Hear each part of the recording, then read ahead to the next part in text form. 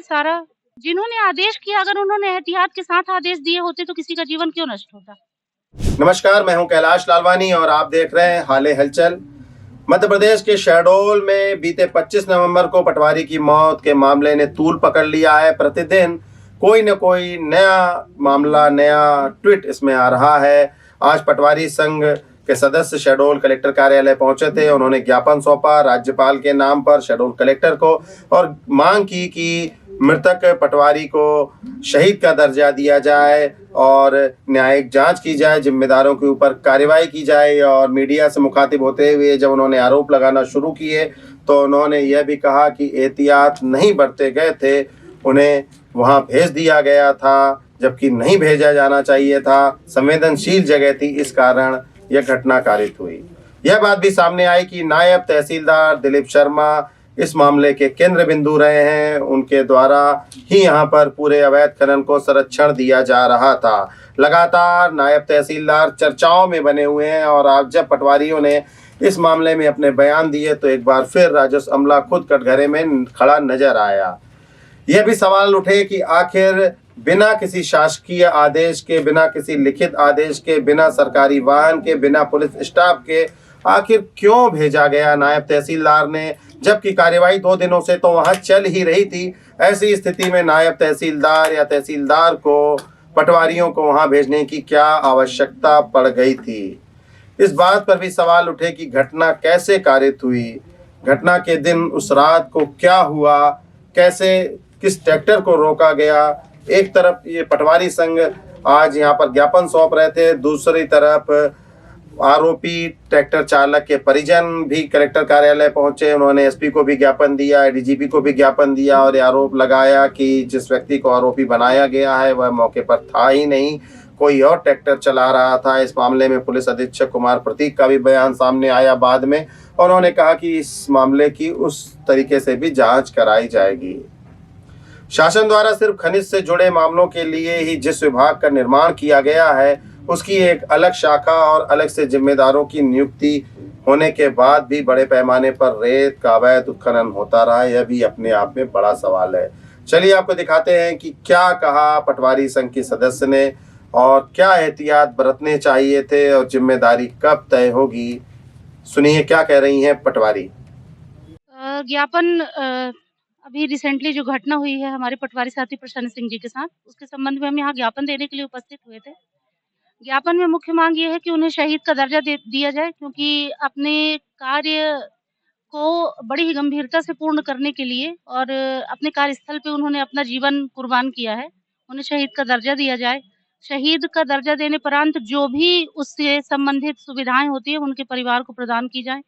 जो मामला असंवेदनशीलता से अभी तक हैंडल किया जा रहा है, तो हमारी प्रमुख मांग ये है कि इसकी न्यायिक जांच कराई जाए और जो भी इसमें दोषी हो उनकी संपत्ति का विनष्टीकरण किया जाए। जैसा कि अभी तक की जो भी घटनाएं होती आई हैं उनमें कार्यवाही शासन द्वारा, प्रशासन द्वारा की गई है। दोषी सिस्टम दोषी है सारा और किसी के जीवन की रक्षा अगर कुछ एहतियात बरतने से की जा सकती है, अगर ऐसी एहतियात नहीं बरती गई और किसी ने अपना जीवन खोया है तो सहानुभूतिपूर्वक हम जो भी उनके लिए कर सकते हैं, उनके परिवारजनों के लिए इस दुःख की घड़ी में उनका साथ दे सकते हैं, हम देंगे।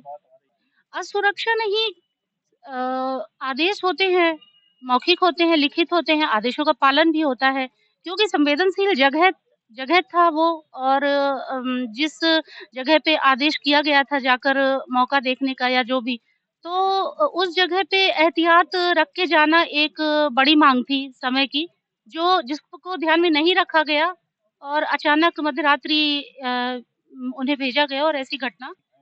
मानना ना मानना कोई बात नहीं है, मानने से कोई चीजें बदलती नहीं है, नहीं मानने से नहीं बदलती हैं। प्रत्यक्षदर्शी जो रहे हैं वो इस विषय में ज्यादा जानकारी दे पाएंगे। हाँ, लेकिन एहतियात नहीं लिया गया, ये दोष था, ये गलती थी। एहतियात बरतने जिन्होंने आदेश किया, अगर उन्होंने एहतियात के साथ आदेश दिए होते तो किसी का जीवन क्यों नष्ट होता। सर, मैं शुभम विश्वकर्मा का चाचा हूँ। मेरा भतीजा रात में घर में सोया था और सुबह सुबह वो आया, वहाँ से मेरे घर के पास आया और बोला मैं जा रहा हूँ काम में, तो मेरे को आज पैसा देने के लिए बोले हैं पिछला वाला। तो पैसा लेने के लिए गया, वो मताहा में चलाता था काम, मताहा में काम करता था मृगेन सिंह के यहाँ। और पैसा लेने के लिए गया तो वो उन लोगों ने वहाँ लेके चला गया जहाँ वो घटना हुआ जिस गांव तरफ, और वहाँ पे वो उनके बुआ का ट्रैक्टर एक्सीडेंट हुआ था, तो उन्होंने पता नहीं क्या करके वो दूसरा ट्रैक्टर को बैठा के बोले बाढ़ सागर में तुम छोड़ के आओ फिर पैसा देता हूँ। वो बाढ़ सागर छोड़ने गया तो बाढ़ सागर पुलिस उसी को गिरफ्तार कर ली, उसमें आरोपी बना दिया, उसी को आरोपी बना दिया। सर मेरा भतीजा घर में सोया था, वो उनको जबरदस्ती लादा जा रहा, पुलिस कार्रवाई नहीं कर रही सर। जो ट्रैक्टर एक्सीडेंट किया सर वो ट्रैक्टर 2 दिन बाद गिरफ्तार किया जा रहा है, और जो ट्रैक्टर लेके गया वो ट्रैक्टर मतलब नहीं है एक्सीडेंट का। वो ट्रैक्टर इसका ट्रैक्टर एक्सीडेंट किया है जो ट्रैक्टर एक्सीडेंट किया है वो उनके बुआ का, जो ट्रैक्टर वो चलाता था उनके बुआ का ट्रैक्टर है। किसने किया है उस वो ट्रैक्टर को उसका नन्हे कोल का लड़का मुंडा नाम का ड्राइवर है, वो चलाता था। वो नाबालिग भी है, इसलिए उन लोगों ने ऐसा किया कि मेरा ट्रैक्टर नहीं छूटेगा, इसलिए इसको बोले कि तुम खड़ा करके आओ, इसी के नाम में सब थोप दिए लोग। और पुलिस भी अच्छे से जांच नहीं कर रही है सर, हम ही लोग को फंसा रही है। पता नहीं पैसा वैसा क्या दिया पुलिस वालों के, क्या हो रहा सर, हमारे साथ ध्यान नहीं हो रही सर। पूरी घटनाक्रम के दौरान जो मौके पर उपस्थित थे 3 पटवारी, उन्होंने अपने बयान में पुलिस को बताया कि हमने घटना कारित होते हुए देखी जरूर, लेकिन हम पहचानते नहीं है कि कौन आरोपी था, कौन ड्राइवर था उस ट्रैक्टर का। इसके उपरांत पुलिस ने अपने सूत्रों से जब पता करवाया तो हम उस आदमी तक पहुंचे जिसके ये सब ट्रैक्टर थे जो घटना में प्रयुक्त हुए थे।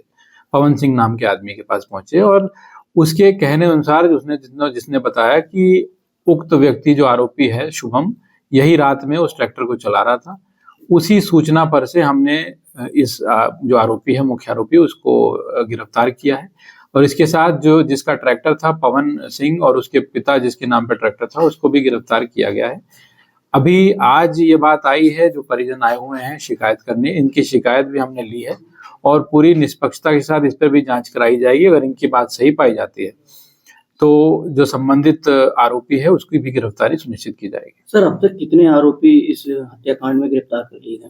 अभी तक कुल 4 आरोपी इस पूरे घटना में गिरफ्तार हो गए हैं और कल रात में पुलिस ने कार्रवाई करते हुए कुल 4 ट्रैक्टर बरामद किए हैं जो इन्हीं आरोपियों के हैं। और इसके साथ इन्होंने मैहर जिले में जो रेत डंप करके रखी थी 8 हाइवा, उसको भी पुलिस ने जब्त किया है। देखिए, बड़ा मामला होने के कारण पूरी घटना में जो विवेचना हुई है काफी अच्छी तरीके से हुई है और काफी इसमें सुपरविजन के साथ हुई है।